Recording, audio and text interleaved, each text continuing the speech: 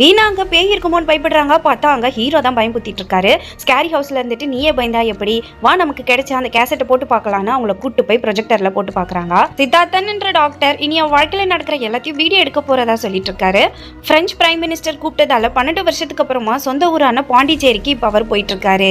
பாண்டிச்சேரியில பிரெஞ்சை சேர்ந்த எட்வின்ன்றவர் அங்க இருக்க மக்கள் எல்லாரையும் பயங்கரமா கொடுமைப்படுத்திட்டு இருக்காரு. இப்போ எட்வினை பார்க்கறதுக்காக சித்தார்த்தன் வந்திருக்காரு. அவர் மீட் பண்ணும்போது கை கொடுக்கறாரு. ஆனா அவர் இந்தியன்ஸை மதிக்க மாட்டேங்கிறாரு.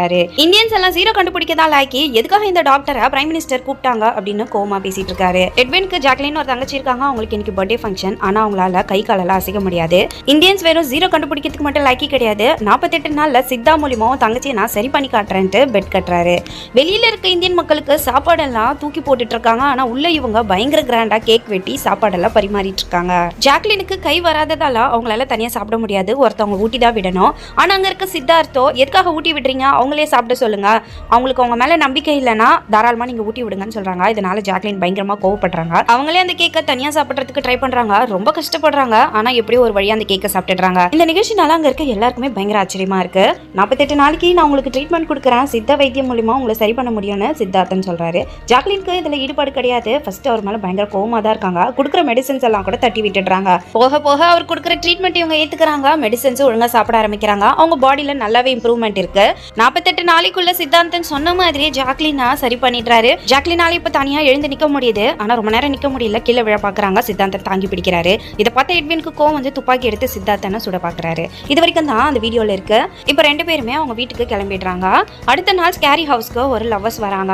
எவ்வளவு நேரம் இதுக்குள்ள அலோடுன்னு கேட்கிறாரு. 10 நிமிஷம் தான் சொல்றாங்க. ஹாஃப் அன் அவர் கிடைக்குமான்னு கேட்டதுக்கு இது என்ன ஹோட்டலா அப்படின்னு சொல்லி திட்டி அவங்கள அனுப்பிடுறாங்க.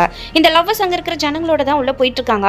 ஆனா அங்க ஒரு பிரமிடை பார்த்ததோ இவங்க ரெண்டு பேரும் தனியா அதுக்குள்ள போயிடுறாங்க. கொஞ்ச நேரத்திலேயே அந்த பொண்ணு மட்டும் அழுதுட்டு இருக்காங்க. பார்த்தா பாய் ஃப்ரெண்டை காணுமா, நாங்க ரெண்டு பேரும் இதுக்குள்ள தான் போனோம், ஆனா வெளியே வரும்போது பாய் ஃப்ரெண்ட் இல்லைன்னு சொல்றாங்க. அங்க இருக்க ஒருத்தர் எதுக்காக நீங்க ரெண்டு பேரும் பிரமிட் குள்ள போனீங்கன்னு திட்டிட்டு இருக்காரு. காணாம போன பையன் கவுன்சிலரோட மச்சான்றதுனால டிவி நியூஸ்ல எல்லாம் வந்துடுது. உண்மையான பேய் இங்க இருக்குமோன்னு மக்கள் பயப்படுறாங்க.